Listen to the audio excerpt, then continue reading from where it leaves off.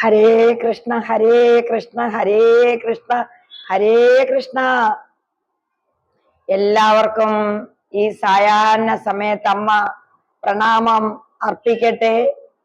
വളരെ ഉത്സാഹത്തോടു കൂടിയാണ് ഞാൻ ഇന്നത്തെ വീഡിയോ ഇടാൻ പോകുന്നത്. കാരണം നിങ്ങൾ തരുന്ന പ്രോത്സാഹനം, അതായത് എല്ലാവരും എന്നെ ഫോൺ ചെയ്ത് പറയുന്നു, വൈകുന്നേരം ആകുമ്പോൾ നോക്കും അമ്മ വല്ല വീഡിയോയും ഭാഗവത്തെ കുറിച്ച് ഇട്ടിട്ടുണ്ടോ. അത് തന്നെ ജീവിതത്തിലെ ഒരു പ്രധാന വിശേഷ സംഭവമായിട്ട് എടുത്തിരിക്കുകയാണ് നമ്മുടെ ഭക്തരായിട്ടുള്ള ആളുകൾ, ശ്രീകൃഷ്ണ ഭക്തര്. എല്ലാവരും എന്നോട് പറയുന്നു, ഞങ്ങൾ നോക്കി വീഡിയോ പുതിയത് വന്നിട്ടുണ്ടോ ഭാഗവതത്തിൻ്റെന്ന്. അപ്പൊ അമ്മയുടെ വീഡിയോ കണ്ടു. എത്ര പ്രാവശ്യമാണ് ആ വീഡിയോ വീണ്ടും വീണ്ടും കണ്ടോണ്ടാണ് ഇരിക്കുന്നത്. കാരണം ഈ ശ്രീമദ് ഭാഗവതം എന്താണെന്ന് അമ്മ ഇങ്ങനെ പറഞ്ഞു തുടങ്ങിയപ്പോഴാണ് അതിന്റെ രുചി കിട്ടി തുടങ്ങിയത്. ഇത്രയും പ്രാധാന്യവും ഇത്രയും ജീവിതത്തിൽ ഈ മനക്ലേശം മാറ്റാന് അത് ഉതകുമെന്ന് ഇപ്പൊ അനുഭവത്തിലൂടെ വന്നു എന്നാണ് എല്ലാവരും പറയുന്നത്. അപ്പോൾ നിങ്ങളുടെ ആ ഒരു താല്പര്യമാണ് ജിജ്ഞാസ. അത ബ്രഹ്മജിജ്ഞാസ എന്നാണ് ഉപനിഷത്ത് പറയുന്നത്. ബ്രഹ്മജിജ്ഞാസ, അറിവിന്, ജ്ഞാനം. യാതെന്നറിഞ്ഞാൽ എല്ലാം അറിയാൻ പറ്റുമോ? ആ ജ്ഞാന ജ്ഞാതൃ ജ്ഞേയ ത്രിപുടി, അറിവ്, അറിയുന്നവന്, അറിയേണ്ട വസ്തു, ഇത് മൂന്നും ഇല്ലാതാവുകയാണ് ഭാഗവതം കേട്ടുമ്പോൾ. പിന്നെ എന്താ? അറിവ് മാത്രമേ ശേഷിക്കുന്നുള്ളൂ. അറിവ്, അറിയേണ്ടവന്, അറിയേണ്ട വസ്തു, ഇതില്ല. അറിയേണ്ട വസ്തു മാത്രമേ ശേഷിക്കത്തുള്ളൂ. അത് നമ്മളിൽ തന്നെയാണെന്ന് പിടികിട്ടി കഴിയും. അതാണ് ഭാഗവതം. പക്ഷെ ഒരു കാര്യമുണ്ട്, അതാ ബ്രഹ്മജിജ്ഞാസ. ഈ ചോദിക്കുന്ന ആള് യഥാർത്ഥ സത്യമുള്ള ആളായിരിക്കണം. ആ താല്പര്യമാണ് പറയുന്ന ആളും ചോദിക്കുന്ന ആളും തമ്മിലുള്ള ആ ഗുരുശിഷ്യ ബന്ധം, അല്ലെങ്കിൽ ഇന്ററാക്ഷൻ, അല്ലെങ്കിൽ നിങ്ങൾ എന്ത് വേണേ പറഞ്ഞോ, നമുക്കത് ബോധ്യപ്പെടുന്നത്. ഈ ആള് പറയുന്നത് എനിക്ക് ബോധ്യപ്പെടുന്നു എന്ന് സ്വയം ഇൻട്രസ്റ്റ് വരിക.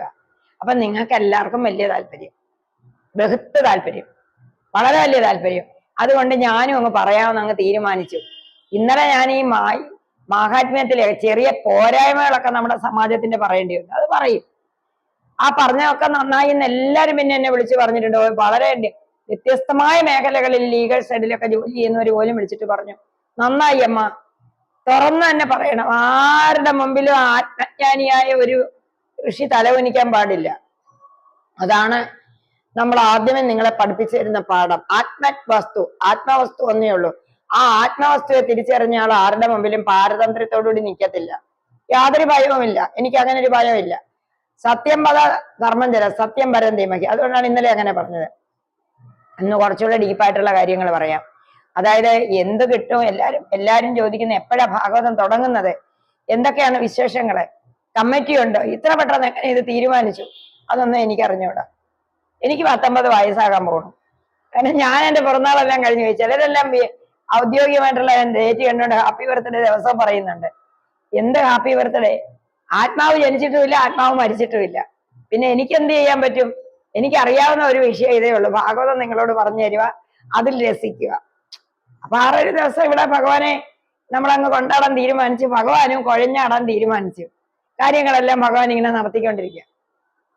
അതായത് ഈ സപ്താഹം എന്ന് പറയുന്നത് ഒരു വലിയ കാര്യമാണ്. ഒരു ദിവസത്തെ വായനയോ അല്ലെങ്കിൽ അങ്ങനെയൊന്നുമല്ല. 7 ദിവസം തുടർച്ചയായിട്ട് ഇത് മനസ്സിനെ പരിശീലിപ്പിക്കുക. ഒരു തരം ഹിപ്നോട്ടിസമാണ്. ഈ വൃത്തികെട്ട ജീവിതത്തിൽ നിന്ന് സമൂഹത്തിന്റെ പീഡനങ്ങളിലൊക്കെ തളർന്നിരിക്കുന്ന മനസ്സിനെയും അബോധ മനസ്സിനെയും ആത്മബോധത്തിലേക്ക് കൊണ്ടുവരാൻ കണ്ടിന്യൂസ് ആയിട്ട് 7 ദിവസം ഭഗവാന്റെ കഥ കേൾക്കുക. അതായത് പ്രപഞ്ച നിർമ്മാതാവിന്റെ, പ്രപഞ്ച സൃഷ്ടാവിന്റെ, പ്രപഞ്ചം ആരിലാണോ കുടികൊള്ളുന്നത്, ആരുടെ അധീനതയിലാണോ, ആധാരം ആധാര സത്യം, ആ വസ്തുവെ കുറിച്ച് 7 ദിവസം തുടർച്ചയായിട്ട് കേൾക്കുമ്പോൾ ബോധമാലിന്യം തീരും. അതാണ് ഭാഗവതം. എത്രയോ ധ്യാനത്തിൽ ഇരുന്നിട്ട് എഴുതിക്കൊള്ളാനാണ് പറഞ്ഞത്. ഭഗവാൻ വേദവ്യാസന് വളരെ വിഷാദം ഉണ്ടായെന്ന, വിഷാദം, ഡിപ്രസ്ഡ് ആയിപ്പോയി. വേദങ്ങളെല്ലാം രചിച്ചു, പുരാണങ്ങളൊക്കെ രചിച്ചു, ഉപനിഷത്തൊക്കെ രചിച്ചിട്ടും രചിച്ച ആളിന് മനസ്സുഖം കിട്ടിയില്ല, സന്തോഷം കിട്ടിയില്ല. അങ്ങനെ വിഷാദം പെട്ടപ്പം ലോകം മുഴുവനും അറിഞ്ഞു. ബ്രഹ്മാവ് നാരദരെ പറഞ്ഞു വിട്ടിട്ട് പറഞ്ഞു, എന്തുകൊണ്ടെന്ന് ചിന്തിക്ക്. അഹോ മഹാഭാഗ ഭഗവാൻ അമോഘ ദൃക്ക്, ആ വാചകങ്ങളൊക്കെ കേൾക്കണം. നമുക്ക് കേട്ട് കഴിഞ്ഞാലുണ്ടല്ലോ അതേ വാചകം നമ്മൾ കേട്ടാലേ, അതായത് നാരദര് വന്നിട്ട് വേദവ്യാസനോട് പറയുന്ന ആ ഒരു ഈ വിഷാദമെല്ലാം ലോകം മുഴുവനും അറിഞ്ഞു. കാരണം ഒരു വലിയ ആളിനെ ഒരു തപ്പ് പറ്റിയാൽ ലോകം അറിയും. അതാണ് നമ്മളെ എത്രയോ പ്രസിദ്ധി വരുന്തോറും നമ്മുടെ ഒരുപാട് ശ്രദ്ധിക്കേണ്ട ഉണ്ട് നമ്മള്. കാരണം ആ ആളിനെ വാച്ച് ചെയ്യും ലോകം. ഇവിടെ ആരാ?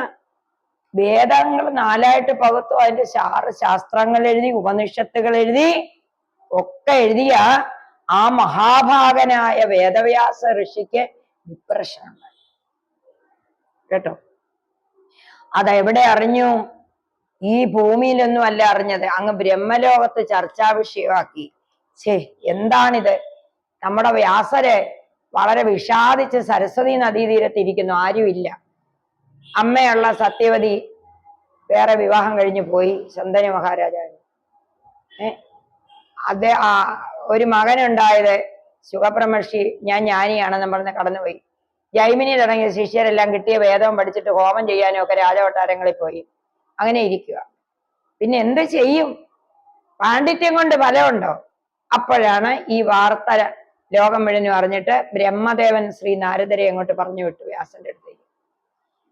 എന്നിട്ട് വന്നിട്ട് ഈ വിഷാദത്തിന്റെ കാരണം ഒന്ന് നോക്ക്. യുഗുസ്ഥിതം ധർമ്മകൃതേ അനുശാസിതാഹ സ്വഭാവരക്തസ്യ മഹാൻ വ്യതിക്രമ യദ്യാകൃതോ ധർമ്മ ഇതീതരസ്ഥിതോ മന്യതേ തസ്യ നിവാരണം ജനാ. യുഗുപ്സിതം ധർമ്മകൃതേ അനുശാസിതാഹ.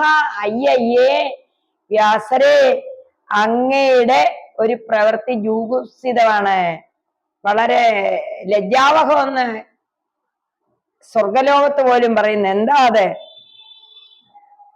യദ്വാക്യതോ ധർമ്മ ഇതരസ്ഥിതോ നമന്യതേ തസ്യ നിവാരണം ജനാം. അങ്ങ് എല്ലാം ചെയ്തെന്ന് പറഞ്ഞ് നെകളിച്ചിരിക്കുക. പക്ഷെ അങ്ങയുടെ പ്രവൃത്തി ജൂഗുപ്സിതമാണ്. എന്റെ പ്രവൃത്തി എന്ത് ജൂഗുപ്സിതം? വ്യാസഭഗവാൻ ചിന്തിച്ചു. സ്വയം ഒന്ന് നോക്ക്. സ്വയം നോക്കി എന്താണ് അങ്ങ് എന്താ ചെയ്തത്? മനുഷ്യൻ ഭോഗാസക്തനാണ്. ഓരോ ആഗ്രഹങ്ങളെയും സാധിപ്പാനായി ദേവതകളെ പൂജിക്കുന്നു. കാമ്യ കർമ്മങ്ങളാണ് ചെയ്ത. ഭൂമിയിലെ ഓരോ നൈമിഷിക സുഖങ്ങളെയും അസ്ഥിരമായ സുഖങ്ങളെയും കിട്ടാൻ വേണ്ടിയിട്ട് അങ്ങയുടെ വേദം അവരെടുത്ത് പ്രയോഗിക്കുന്നു. 4 വേദം എഴുതിയില്ലേ? അമ്പലം പണിയുന്നു, ഹോമം ചെയ്യുന്നു, യാഗം ചെയ്യുന്നു. എന്തിന്? കുടല് ധനം കിട്ടാനും കുടല് സുഖം കിട്ടാനും. അതാ ഭോഗാസക്തനാണ് മനുഷ്യൻ, യോഗാസക്തനാണല്ല. ആ മനുഷ്യകുലത്തെ കുടല് അങ്ങോട്ട് പ്രേരിപ്പിച്ചു സ്വർഗഭോഗങ്ങളെയൊക്കെ നേടാൻ വേണ്ടിയിട്ട് വേദമൊക്കെ പറഞ്ഞു കൊടുത്ത്, മാർഗമൊക്കെ പറഞ്ഞു കൊടുത്ത്, അങ്ങയുടെ വേദവിധികളെല്ലാം പറഞ്ഞു കൊടുത്ത്, ക്ഷേത്ര നിർമ്മാണമൊക്കെ പറഞ്ഞു കൊടുത്ത് ഒക്കെ ഇരിക്കുന്ന പ്രാകൃത മനുഷ്യരെ ആഗ്രഹങ്ങൾക്ക് അടിമയാക്കി കഴിഞ്ഞു. ഇതാണ് മനുഷ്യജന്മത്തിന്റെ ആത്യന്തിക ലക്ഷ്യം എന്ന് പറഞ്ഞ് ഇപ്പൊ നമ്മൾ ഈ കലിയുഗത്ത് ചെയ്യുന്ന പോലെ ലക്ഷക്കണക്കിന് രൂപ മുടക്കിയിട്ടാണ് നമ്മളുടനെ ദീപങ്ങൾ കത്തിച്ച് ജ്വലിക്കുന്നു. നമ്മൾ ഓരോ എക്സ്റ്റേണൽ ആയിട്ടുള്ള ബാഹ്യമായ ആചാരങ്ങൾ ചെയ്യുന്നു, പടക്കം പൊട്ടിക്കുന്നു, അടിപൊളിയായിട്ട് തുള്ളുന്നു, പിടിക്കുന്നു. ഇത് എന്തിനു വേണ്ടിയിട്ട്? ഇതാണ് ജൂഗുപ്സിതം. ഇതിനെ തുടക്കം കുറിച്ചത് നമ്മുടെ വേദവ്യാസ ഭഗവാനാണ് ഹിന്ദുക്കൾക്ക്. അപ്പോൾ എപ്പോഴും കർമ്മകാണ്ഡത്തിൽ ഇരിക്കുകയാണ് പ്രാകൃതരായ മനുഷ്യൻ. പ്രകൃതിയാണ് സത്യം. ഇവരെ പ്രാരബ്ധമാണ് അവർക്കിത്. എപ്പോഴും കർമ്മകാണ്ഡത്തെ. ഒരിക്കൽ പോലും അവര് ഈ കർമ്മത്തിൽ നിന്ന് വിമുക്തരാകാന്ന് ചിന്തിക്കുന്ന പോലും ഇല്ല. എന്തുകൊണ്ട്? അങ്ങാണ് പറഞ്ഞേക്കുന്ന വേദം ശരിയാണെന്ന്. ഇനിയിപ്പോ വേറെ ആളെന്ന് പറഞ്ഞാൽ ശരിയാകത്തില്ലത്. അപ്പൊ അതുകൊണ്ട് അങ്ങ് ചെയ്യേ. അങ്ങേക്ക് മാത്രമേ ഒന്ന് ചെയ്യാൻ പറ്റുള്ളൂ. നിവൃത്തി മാർഗത്തെ കുറിച്ച് അങ്ങ് പറഞ്ഞു കൊടുത്തില്ല കേട്ടോ. ഒന്ന് ആലോചിച്ച് നോക്ക്. ഈ ജനങ്ങളെ അങ്ങ് ഭഗവാനിലേക്ക് എത്തിക്കാനുള്ള വഴി പറഞ്ഞു കൊടുത്തില്ല. ഏറ്റവും വലിയ തെറ്റാണ് അങ്ങ് ചെയ്തേക്കുന്നത്. മോക്ഷമാർഗത്തെ കുറിച്ച് അങ്ങ് ഒന്നും പറഞ്ഞില്ലല്ലോ വേദവ്യാസരെ. അങ്ങേക്ക് എന്ത് പറ്റി? അതുകൊണ്ട് അങ്ങയുടെ ഈ മാനസികമായ പ്രശ്നത്തിനും അങ്ങേക്കുള്ള ഈ എന്താ പറയേണ്ടത്, ആത്മാവിന്റെ ഭാരം, മനസ്സിന് ഭാരം അങ്ങേക്ക്, ആ ഭാരം ഉണ്ടായിട്ട് അങ്ങേക്ക് ഒന്നും ചെയ്യാൻ പറ്റുന്നില്ല. അപ്പൊ അതുകൊണ്ട് അങ്ങ് ഒരു കാര്യം ചെയ്യണം, അങ്ങ് ധ്യാനത്തിലേക്ക് തിരിയണം. തിരിഞ്ഞിട്ട് അധോ മഹാഭാഗ ഭവാൻ അമോഘദൃക് ശുചിസ്രവാ സത്യരഥോ ധൃതവൃത ഒരു ക്രമസ്യാഖില ബന്ധമുക്തയെ സമാധിന അനുസ്മരത്വദ്വിജേഷ്ഠിതം. അങ്ങയുടെ സമകാലികനായ സർവേശ്വരനായ കൃഷ്ണനുണ്ട് ദ്വാരകയില്. അദ്ദേഹത്തിന്റെ ആ ചരിത്രം ഒന്ന് എഴുതണമല്ലോ. അത് എഴുതുമ്പോൾ മാത്രമേ അങ്ങേക്ക് മനസ്സിന് നിർവൃതി കിട്ടുകയുള്ളൂ, മനസ്സടങ്ങുകയുള്ളൂ. ആനന്ദം പരബ്രഹ്മേതി യോനി, ആനന്ദലബ്ധിക്ക് ഇനി എന്ത് വേണം? ആ ആനന്ദധാമമായ സച്ചിദാനന്ദ വസ്തുവായ ശ്രീകൃഷ്ണനെ അങ്ങ് മറന്നുവല്ലോ. മഹാഭാഗ അതോ മഹാഭാഗ ഭവാൻ അമോഘദൃക് ശുചിസ്രവാ സത്യരഥോ ധൃതവൃത ഉരക്രമസ്യാകല ബന്ധമുക്തിയെ സമാധിന അനുസ്മരി തദ്വിജേഷ്ഠിതം. വെറുതെ എഴുതാൻ പറ്റത്തില്ല, വെറുതെ കേൾക്കാൻ പറ്റത്തില്ല.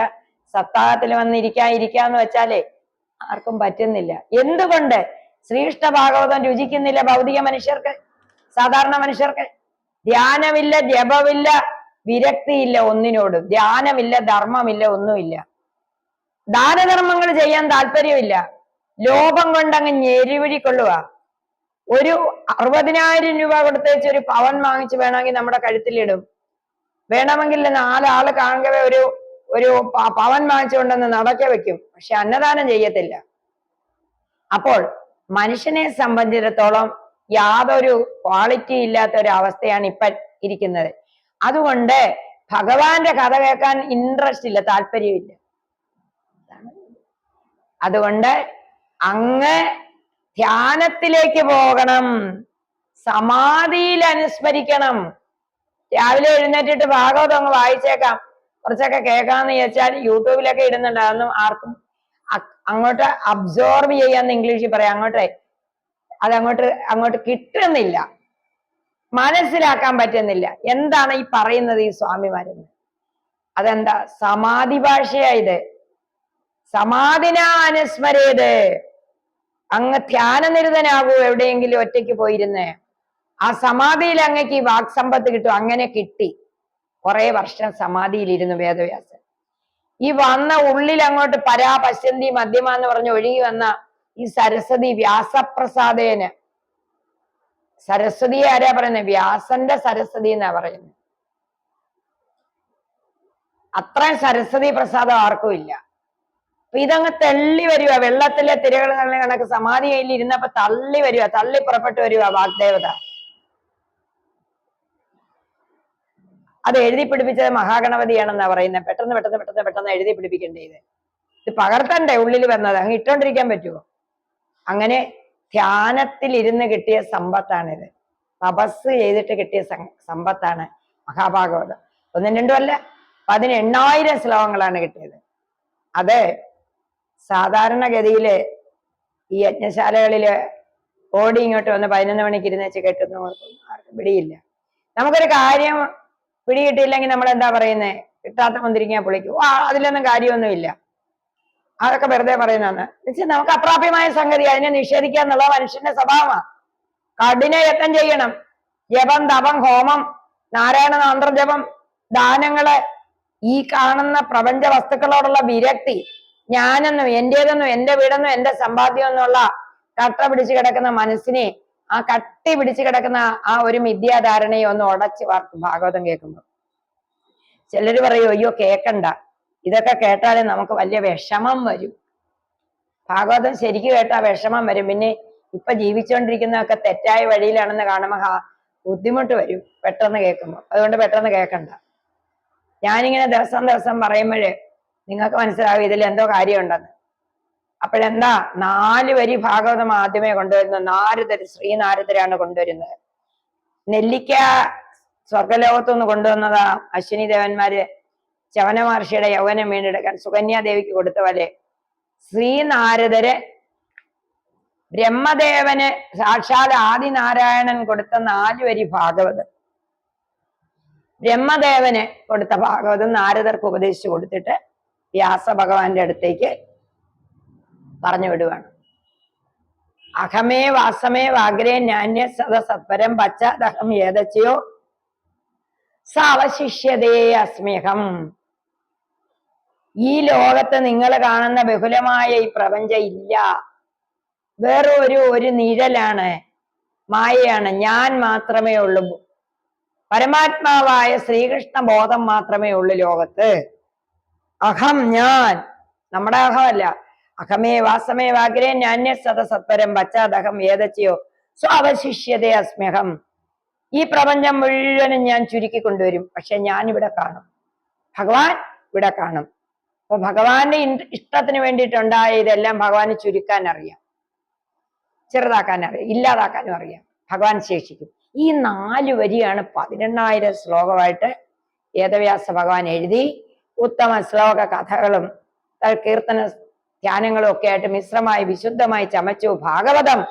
അതിൽ നിരന്തരം രമിപ്പാന മറ്റുള്ള കഥയൊക്കെ ഉണ്ട്. അങ്ങനെ 12 അധ്യായത്തിലൂടെ കഥകളിലൂടെ നമ്മളെ മനസ്സിലാക്കുവാണ്. നീ ആര്, ഞാൻ ആര്, ദൈവമാര്, പ്രപഞ്ചമാര്, ഇത് എന്ന് മനസ്സിലാക്കി കഴിഞ്ഞാൽ വേറെ പണിയൊന്നും വേണ്ട, മുക്തനായി. വിമാനം വന്നൊന്നും സ്വർഗത്തേക്ക് പോകണ്ട, ഇവിടെ വെച്ച് തന്നെ നമ്മൾ മുക്തരായി, മനസ്സ് ശുദ്ധമായി, കാര്യം പിടികിട്ടി കേട്ടോ. എല്ലാം തരുന്നതാണ് ഈ ശ്രീമദ് ഭാഗവതം. ഇത് ആദ്യമേ തന്നെ കുരുവംശത്തിൽപ്പെട്ട പരീക്ഷിത് മഹാരാജാവിന് ഇത് എഴുതിയ വ്യാസഭഗവാന്റെ സ്വന്തം പുത്രനായ ശുഖബ്രഹ്മർഷി തന്നെയാണ് കൊടുക്കുന്നത്. എല്ലാവർക്കും അറിയാമല്ലോ, പരീക്ഷത്തിന് സർപ്പദംശനുണ്ടായി 7 ദിവസത്തിനെ മരിക്കുമെന്ന് പറഞ്ഞെന്നൊക്കെ അതെല്ലാരും കുട്ടികൾ പോലും പറയുന്നുണ്ട്. ആ സമയത്ത് ശുഖം അവിടെ വന്നിട്ട് അച്ഛൻ എഴുതിയ പുസ്തകത്തിന്റെ സാരാംശം ഈ രാജാവിന്, ഭാരതത്തിലെ രാജാവിന് പറഞ്ഞു കൊടുക്കുക. അദ്ദേഹത്തിന്റെ മൗഢ്യമെല്ലാം മാറി മരണത്തിൽ നിന്ന് ഭയമില്ലാതെ അദ്ദേഹം, ദർശകദംശം ഉണ്ടായെങ്കിലും മരണമില്ല, യാതൊരു ഭയമില്ലാതെ അദ്ദേഹം നേരിട്ടു. അത് കഴിഞ്ഞ് 30 വർഷം, ശ്രീകൃഷ്ണ പരമാത്മാവിന്റെ സമാധി കഴിഞ്ഞ് 30 വർഷം കഴിഞ്ഞ ഈ സംഭവം പരീക്ഷത്തിന് കിട്ടിയത്. പിന്നെ 200 വർഷം കഴിഞ്ഞിട്ടാണ് വേറൊരു സപ്താഹം വരുന്നത്, സനകാദികളുടെ ഒരു സപ്താഹം വരുന്നുണ്ട്. അതും ഹിമാലയത്തിനടുത്ത് വെച്ച്. അതും കഴിഞ്ഞ് കുറെ കഴിഞ്ഞിട്ടാണ് ഗോകർണസ്വാമിയുടെ ഒരു സപ്താഹം വരുന്നുണ്ട്, തന്റെ ഒരു അനുജൻ പ്രേതമായി നിൽക്കുന്നതിന് രക്ഷപ്പെടുത്താൻ. ഇങ്ങനെ നോക്കുമ്പോൾ വളരെ ശ്രദ്ധേയമായ, വളരെ പ്രയോജനപ്രദമായ സപ്താഹങ്ങളാണ് ഈ ഭാരതത്തിൽ രേഖപ്പെടുത്തിയിട്ടുള്ള സപ്താഹങ്ങൾ. ഇനിയിപ്പോ ഒരുപാട് സപ്താഹങ്ങളൊക്കെ ഉണ്ട്, അതിനെക്കുറിച്ച് ഞാൻ പറയുന്നില്ല. ഇപ്പം ഞാന് ഇത് പറയുമ്പോൾ നിങ്ങൾക്കെല്ലാം ഭാഗവതത്തോട് പ്രേമം ഉദിച്ചു. ഭാഗവതത്തോട് പ്രേമം ഉദിച്ചാൽ ഭഗവാനോടാ പ്രേമം ഉദിക്കുന്നേ. ഇപ്പൊ ഒരാളുടെ ബയോഡാറ്റ കണ്ടു അയാളുടെ നോക്കുമ്പോഴേ, നമ്മളൊക്കെ ഇപ്പം ഈ സെലിബ്രിറ്റികൾ കല്യാണം കഴിച്ചു, അവരുടെ വീട്ടിൽ എന്തൊക്കെ നടക്കുന്നു, അവർക്ക് എത്ര പവൻ അവർ സ്ത്രീധനം കൊടുത്തു, ഇതൊക്കെ നോക്കിയിരിക്കുന്നുണ്ട്. അവരോട് വലിയ ഇഷ്ടമാണ്. എന്റെ പൊന്നു ദൈവമേ, ലോകൈക സുന്ദരനായ ശ്രീകൃഷ്ണ സ്വാമിയോടൊരു സ്നേഹം തോന്നിയാലോ. ഭുവനസുന്ദര എന്നാണ് രുക്മിണി വിളിച്ചത്. ആ രുക്മിണി സമരമൊക്കെ ഞാൻ പറയും. ഭുവനസുന്ദര, ഈ ത്രിഭുവനത്തിൽ ഇത്ര സുന്ദരനായ ഒരു വ്യക്തി ഉണ്ടോ? ആ കള്ളച്ചിരിക്ക് തന്നെ കൊടുക്കണ്ടേ? എന്ത് കൊടുത്താൽ കിട്ടും? ആ ഗൂഢസ്മിതം, അതായത് ആണെന്നും പെണ്ണെന്നും വ്യത്യാസമില്ലെന്ന് ഭഗവാൻ അറിയാം.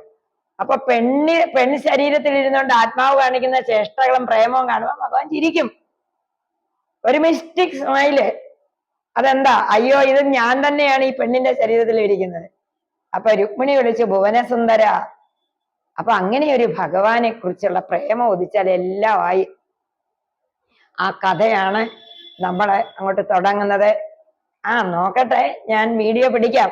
സാമ്പത്തികമൊക്കെ മെച്ചപ്പെടുവാണെങ്കിൽ വീഡിയോ പിടിക്കാം. കാര്യം വീഡിയോഗ്രാഫർ പറയുന്നത് എനിക്കൊരു ദിവസത്തേക്ക് അന്ന് ഇതെല്ലാം പിടിച്ചു തരണമെങ്കിൽ അതിനൊക്കെ ചില പരിപാടികളൊക്കെ ഉണ്ട്, പ്രോസസ്സിംഗ് ഉണ്ട്. അവന് ഭക്തിയില്ല, അവന്റെ ജോലിയാത്. പിന്നെ അത് പെൺഡ്രൈവിലൊക്കെ ആക്കി എടുത്താൽ ആജീവനാന്തം അമ്മയുടെ ഈ പാഠകം, ഈ ഹരികഥ നിങ്ങളെ മനസ്സിൽ കിടക്കും. ജന്മങ്ങൾ കഴിഞ്ഞാലും കിടക്കും. എന്റെ കഴിഞ്ഞ ജന്മത്തേതാണ് എനിക്ക് പറയാൻ ഇൻട്രസ്റ്റ് വരുന്നത്. ഇല്ലെങ്കിൽ എല്ലാരും ചോദിക്കുന്ന അമ്മയുടെ 80 വയസ്സ് തികയുന്നതാണോ ഈ സപ്താഹം? അല്ല, ഇപ്പൊ ഭഗവാൻ ചെയ്യിക്കുന്ന ഞാൻ ചെയ്യുന്നു. വയസ്സ് തികയോ തികയാതിരിക്കട്ടെ, അതൊന്നും ഞാനൊരു പ്രശ്നമാക്കുന്നില്ല. ജന്മനക്ഷത്രത്തിന് വേണ്ടിയിട്ടല്ല ചെയ്യുന്നത്, നിങ്ങൾക്ക് വേണ്ടിയിട്ടാണ് ഞാനിപ്പോ ചെയ്യുന്നത്. ഇത് പല്ലെല്ലാം കഴിയുന്നതിനും ഇതെല്ലാം പറഞ്ഞ് റെക്കോർഡ് ചെയ്യണ്ടേ നല്ല സുന്ദരമായിട്ട്. എനിക്കതിനെ ഒരു അനുഭവം കൂടെ ഉണ്ട്. ഒരു സപ്താഹം ചെയ്ത് ഒരുപാട് അനുഭവങ്ങളുണ്ട്, 10,000-2000 അനുഭവം. ഓരോ സപ്താഹവും എനിക്ക് നവനവങ്ങളായ അനുഭവങ്ങൾ തന്നിട്ടുണ്ട്. പ്രത്യക്ഷത്തിൽ ഞാൻ എന്റെ ശാലെ ഭഗവാനെ കാണുന്നുണ്ട്. അവിടെ ഇരുന്ന് എന്ത് ചിന്തിക്കുന്നോ അതങ്ങ് സംഭവിക്കുക ചെയ്യുന്നത്.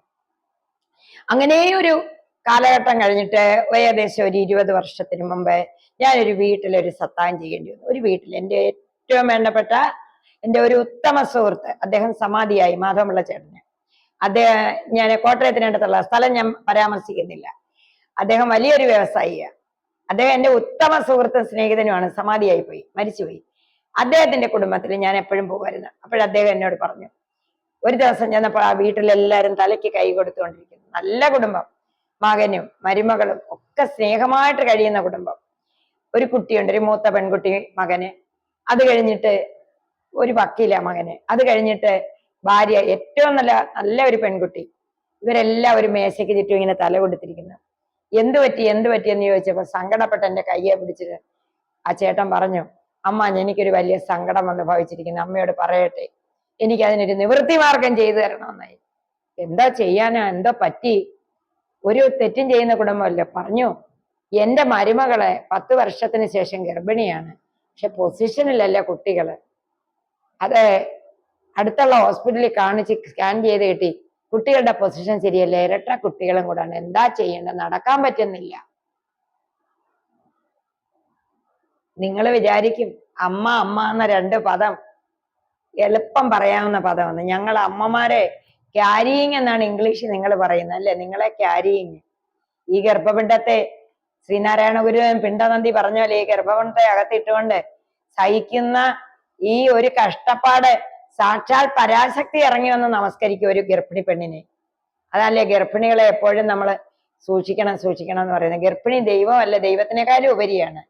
ദൈവത്തിന്റെ ഇച്ഛ, പ്രജനനം, പ്രസവം, പ്രസൂതി, ഒന്നിനെ അങ്ങോട്ട് ജനിപ്പിച്ചു കൊടുക്കുക ഭൂമിയിലേക്ക് ഒരു ജീവനെ. അപ്പൊ അമ്മ എന്ന് പറയുന്ന ആ പദത്തിന്റെ അർത്ഥം ഓരോ മിനിറ്റിലും മനസ്സിലാക്കണം. ഞാനൊരു അമ്മയായതുകൊണ്ട് എനിക്കറിയാം, നിങ്ങൾ എന്നെ അമ്മയെന്ന് വിളിക്കുമ്പോ ഞാൻ പ്രസവിച്ച അമ്മ തന്നെ, അല്ലാതൊരു മാതാജിയല്ല. അമ്മയെന്ന് വിളിക്കുമ്പോ എനിക്ക് ഇഷ്ടമായി, മാതാജി എന്ന് ചിലർ വിളിക്കുമ്പോ എനിക്ക് ഒരുമാതിരി തോന്നും. അതൊരു ആർട്ടിഫിഷ്യൽ അഡ്രസ്സിങ് ആണ്. അമ്മയെന്ന് വിളിക്കുമ്പോ എന്നെ അറിയാം ഞാൻ അമ്മയായിരുന്നു, ഇപ്പോഴും അമ്മയാ. അപ്പോഴേ ആ വിഷമം ഞാൻ ഏറ്റിട്ട് പറഞ്ഞു, അന്നൊക്കെ എനിക്കെന്ന് പറഞ്ഞ ശ്രീകൃഷ്ണ ഭഗവാൻ എല്ലാം അങ്ങ് നടത്തി തരുമെന്ന് എന്റെ മന്ദബുദ്ധിയായി എനിക്ക് തോന്നുന്നത്. ഭാഗവതം വായിച്ചു കഴിഞ്ഞാൽ 7 ദിവസം കൊണ്ട് വായിച്ചു കഴിഞ്ഞാൽ എല്ലാം നടത്തണമല്ലോ, അങ്ങനല്ലേ വിധിയിൽ പറഞ്ഞിരിക്കുന്നത്. അതിൽ ആർക്കൊക്കെ പറ്റും, എന്തൊക്കെ അതിനകത്ത് പോസിബിലിറ്റീസ് ഉണ്ട്, സാധ്യതയുണ്ടോ, എന്തെങ്കിലും കർമ്മദോഷമുണ്ടോ, ഒന്നും എനിക്ക് അന്ന് ചിന്തിക്കാൻ അറിയത്തില്ല. അത്രയ്ക്ക് ഞാൻ ഇതിൽ വീണ് കിടക്കുകയാണ്. അപ്പൊ ഞാൻ ആ ചേട്ടനോട് പറഞ്ഞു, ശരി നമുക്കൊരു 7 ദിവസം വിട്ടിരുന്ന് നമുക്ക് ഭാഗവതം വായിക്കാം, അപ്പൊ എല്ലാം നേരെ പറഞ്ഞു പോയി. അദ്ദേഹം ഉത്തമനായ ശ്രീകൃഷ്ണഭക്തനാ. അതിന്റെ അടുത്ത് തന്നെ വലിയൊരു ശ്രീകൃഷ്ണസ്വാമി ക്ഷേത്രമുണ്ട്. അതിന്റെ പ്രവർത്തനത്തിലെല്ലാം ഏർപ്പെട്ടിരിക്കുന്ന ആളാ, പേര് ഞാൻ പറയുന്നില്ല, കോട്ടയത്ത്. അപ്പൊ അങ്ങനെ ഞാനങ്ങ് തയ്യാറായി, എന്റെ വാക്കിൽ വിശ്വസിച്ച് അദ്ദേഹം തയ്യാറായി. ആ വീട്ടിന്റെ ഹാള് തന്നെയായി, അവിടെ ഭഗവാനെ കൊണ്ടുവന്നു, അവിടെ മണ്ഡപം തീർത്തു, അവിടെ തന്നെ എല്ലാ കാര്യങ്ങളുമായി. പറഞ്ഞു തീർന്നതിന് ഒരു 4-5 ദിവസത്തിനിടെ തന്നെ നമ്മൾ ഭാഗവതം അങ്ങ് തുടങ്ങി. ആചാര്യ ഞാൻ വായിക്കാൻ ആളുണ്ട്, മലയാള ഭാഗവതം. പതുക്കെ തുടങ്ങിയെങ്കിലും യജ്ഞവൈഭവം അങ്ങോട്ട് മൂത്തു. ആളുകളെല്ലാം ധാരാളം, ബന്ധുക്കളും എല്ലാം കൂടി വരിക. ആദ്യത്തെ ദിവസം അവിടുത്തെ മരുമകൾ, ആ കുട്ടിക്ക് കട്ടിലിൽ തന്നെ ഇരിക്കുക, മൂവ്മെന്റ്സ് പറ്റുന്നില്ല. ഈ കുട്ടികൾ ഇങ്ങനെ വശം തിരിഞ്ഞ് കിടക്കുന്നതാണ്, നോക്കുന്നുണ്ട്, കേൾക്കുന്നുണ്ട്. 3-ാമത്തെ ദിവസം ഞാൻ സത്യസന്ധമായിട്ട് പറയുക, അവരെല്ലാം ജീവിച്ചിരിപ്പുണ്ട്, മിടുമിടുക്കരായ കുട്ടികളുണ്ട്. ആ 3-ാമത്തെ ദിവസം ആ കുട്ടി എഴുന്നേറ്റ് ഒരു തുളസിമാല കെട്ടി കൃഷ്ണാവതാരത്തിന് ചാർത്താനായിട്ട് ഞങ്ങൾക്ക് തന്നു. അന്ന് വൈകുന്നേരം ഒരിക്കൽ നെസ്കാഫയും പുള്ളിക്കാരി തന്നെ സ്വന്തമായിട്ട് അടുക്കളയിൽ പോയിട്ട് തന്നു. ഇഷ്ടമാരി പരിചാരകരും എല്ലാം ഉണ്ട് അവിടെ. പിന്നീട് നടന്ന വൈഭവം ഒന്നും പറയണ്ട. സുഖമായിട്ട് 2 കുട്ടികളെയും പ്രസവിച്ചു, ഒരാണും ഒരു പെണ്ണും. എവിടാന്ന് ഞാൻ പറയത്തില്ല, അത് ഞാൻ പറയത്തില്ല. കാര്യം അത് എൻ്റെ സ്വന്തം വീടാണ്, എനിക്ക് വലിയ ഇഷ്ടമുള്ള വീടാണ് അത്. ആ വീടുമായിട്ടുള്ള ആത്മബന്ധം എനിക്ക് ഈ ഒരു കാര്യത്തിലൂടെ അങ്ങ് ഉറയ്ക്കുമായിരുന്നു. ആ കുട്ടികൾ എന്നെ കാണുമ്പോൾ അമ്മമ്മയെന്ന് വിളിക്കും, മാതാജി എന്നല്ല, സത്യത്തിൽ ഭഗവാന്റെ കുട്ടികളാണ്. അപ്പോൾ ശ്രീമദ് ഭാഗവതാഖ്യോയം പ്രത്യക്ഷ കൃഷ്ണയേവഹി സ്വീകൃതോസി മയാനാഥ മുക്തിയർത്ഥം ഭവസാഗരേ. ഇത് ഞാനൊരു ഉദാഹരണം പറഞ്ഞതേ ഉള്ളൂ. ഇത്ര അസാധ്യമായ ഒരു കാര്യം ശരിയായ രീതിയിൽ കുട്ടികൾ തിരിഞ്ഞു വരുക സപ്താഹം കഴിഞ്ഞപ്പോഴത്തേക്ക്. പൊസിഷൻ ശരിയാക്കി കൊടുക്കുക. ബ്രഹ്മാവിന് പോലും പറ്റാത്ത കാര്യം. അവരുടെ വിശ്വാസം, എന്റെ സത്യസന്ധത അല്ലേ, അവർക്ക് എന്നെ വിശ്വാസമാണ് ഞാൻ ചെയ്താൽ ശരിയാണ്. അപ്പൊ അങ്ങനെ ഒട്ടനവധി സാധ്യതകളുള്ള ശ്രീമദ് ഭാഗവതം 7-ാം തീയതി നമ്മുടെ അഖണ്ഡ നാമമാണ് ഓച്ചിറ പരബ്രഹ്മ സമിതിയുടെ, പരബ്രഹ്മ ഭജന സമിതിയുടെ. ഇവിടെ പരബ്രഹ്മമാണ് പ്രഭാകര സിദ്ധിയോഗി. നമ്മുടെ ഈ മോഡേൺ മ്യൂസിക് ഒന്നുമല്ല, ഗിഞ്ചറായും ഒക്കെ ആയിട്ട് കൊട്ടുന്ന നല്ല ഭക്തരായ സാമ്പ്രദായിക ഭജന നടത്തുന്ന സാധുമാനസരായ ഓച്ചിറയിലെ പൊടിയൻ സ്വാമി സംഘവും വന്ന് ഈ മണ്ണിൽ നിന്ന് ഭഗവാനെ സ്തുതിക്കും.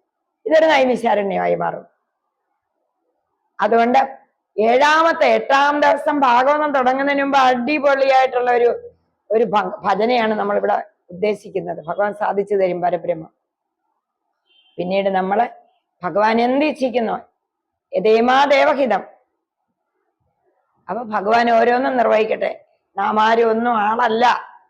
ഈ കലിയുഗത്തില് ഈ ആശ്രമത്തിൽ ഇത് ചെയ്തേ മതിയാകുള്ളൂ എന്നുള്ളത് സാക്ഷാൽ ശ്രീകൃഷ്ണ ഭഗവാന്റെ ഇച്ഛയാണ്. ഗുരുവായൂരും തിരുവാർമുളയും അമ്പലപ്പുഴയൊക്കെയുള്ള കൃഷ്ണസേവൂരും അങ്ങേറങ്ങരയോ കൃഷ്ണസ്വാമിയുടെ എല്ലാ അനുഗ്രഹങ്ങളും ഉണ്ട്. ദേവതകളുടെ ചെട്ടികളങ്ങര അമ്മയും എല്ലാവരോടും പോയി പറഞ്ഞിട്ടുണ്ട്. ഇത് ലോകക്ഷേമത്തിനാണ്, ലോകശാന്തിക്കാണ്, മനുഷ്യകുലത്തിന്റെ സ്വസ്ഥതയ്ക്കാണ്, സമൂഹത്തിന്റെ ഐശ്വര്യത്തിനാണ്. ഇവിടെ ഞാനെന്നും എന്റേതെന്നുള്ള ദ്വൈതം ഇവിടെ ഞാൻ വെക്കത്തില്ല. ഇവിടെ ഇത് വിശ്വസിക്കാത്തവർക്കും കൂടെ നന്മ വരാനാണ്. കാര്യം ശബ്ദം പുറത്തേക്ക് പോയാലേ ഈ അലകൾ കൊണ്ട് ഈ പ്രപഞ്ചം നന്നാകത്തുള്ളൂ. ദുഷിച്ച ശബ്ദമാണ് ഇവിടെ മുഴുവനും. ഭാഗവതം ഭഗവാന്റെ ശബ്ദങ്ങളും പര്യായങ്ങളും അന്തരീക്ഷത്തിലേക്ക് അങ്ങോട്ട് തരും, മൈക്കിലൂടെ തരും. തന്നതങ്ങനെ ഒഴുകി ഒഴുകി ഒഴുകി ഒഴുകി ഈ ലോകം മുഴുവനും പോയിട്ട് നമുക്ക് സുഖവും ക്ഷേമവും ശാന്തിയും തരും. അതിൽ നാസ്തികനെന്നോ ആസ്തികനെന്നോ ഒന്നുമില്ല. ഇവിടെ ജാതി നാമാതി ക്രമമില്ല, പൊളിറ്റിക്സ് ഇല്ല, ഒന്നുമില്ല.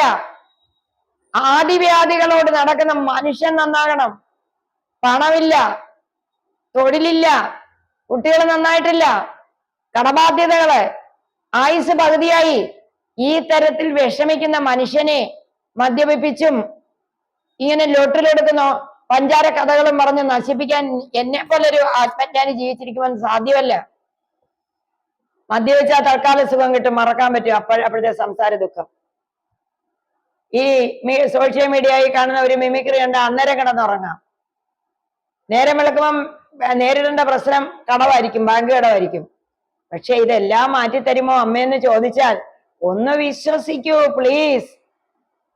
നിങ്ങളുടെ മനസ്സൊന്ന് തരൂ. നിങ്ങളുടെ ധനം ഞാൻ ചോദിക്കുന്നില്ല.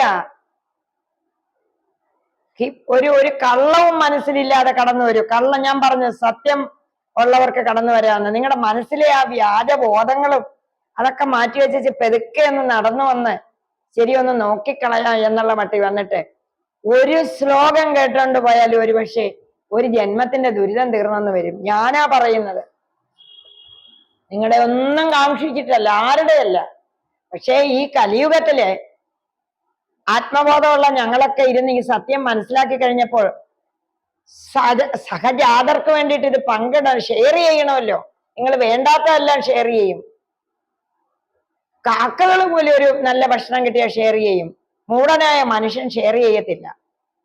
അതുകൊണ്ട് നിങ്ങൾക്ക് ആരോ ആണെന്ന് വിചാരിച്ച് സഞ്ചരിച്ച് ജീവിതം വ്യർത്ഥമാക്കുമ്പോഴേ ഭാഗവതം ഇവിടെ അങ്ങോട്ട് കടന്നു വരികയാണ്. സാക്ഷാൽ ഭാഗവതം, സത്യം പരന്തീമഹി. ഭഗവാൻ ശ്രീ ശിവപ്രഭാകര സിദ്ധിയോഗിയാണ് ഇതിന്റെ ആചാര്യനായിട്ടിരിക്കുന്നത്.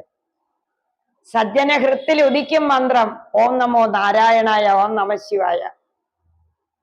എനിക്കിത് വീണ്ടും എല്ലാ ദിവസവും പറയാനുള്ള പ്രോത്സാഹനം തരുന്ന പെൺമക്കള്, നാനാഭാഗത്തുനിന്നും എന്നെ വിളിക്കുന്ന പെൺമക്കള്, ധന്യരായ ആൺകുഞ്ഞുങ്ങളും വിളിക്കുന്നുണ്ട്.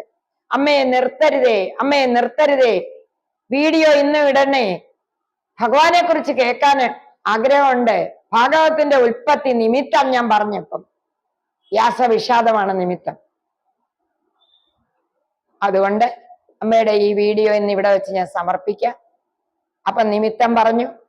ഇത് ഭൂലോകത്തുള്ളതല്ല, സ്വർഗലോകത്തു നിന്ന് ബ്രഹ്മാവ് നാരദരിലൂടെ കൊടുത്തതാണ് ഉപദേശം. ചതുർശ്ലോകി ഭാഗവതമാണ് ഞാൻ പറഞ്ഞത്.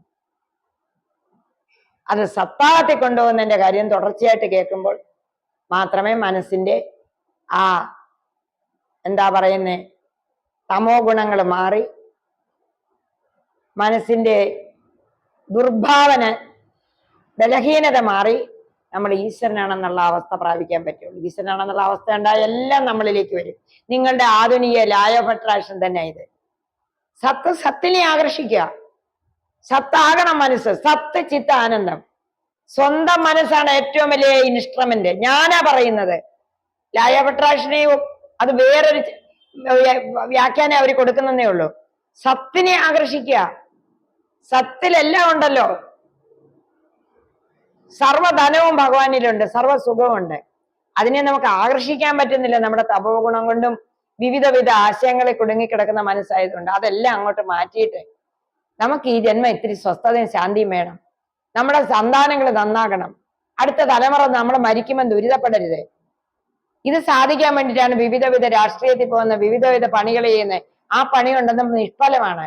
യഥാർത്ഥ ഭഗവാനെ സേവിക്കുമ്പോൾ മാത്രമേ നമ്മുടെ അടുത്ത തലമുറ രക്ഷപ്പെടത്തുള്ളൂ. അതുകൊണ്ട് നിങ്ങൾ നിങ്ങളുടെ തലമുറകളെ രക്ഷപ്പെടുത്തണമെന്നുണ്ടെങ്കിൽ ഞാൻ ഈ പറയുന്ന ഒന്ന് ചെവി തന്നെ ഇത് കേട്ടിട്ട് ഇതെല്ലാവരും ഷെയർ ചെയ്യണം. ഞാൻ സമർപ്പിക്കട്ടെ.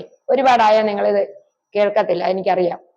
നമസ്തേ നമസ്തേ ജഗന്നാഥ വിഷ്ണു, നമസ്തേ നമസ്തേ പ്രപന്നാർത്തികാരിൻ, സമസ്താപരാധം ക്ഷമസം ക്ഷമസം ക്ഷമസം വിഭോ.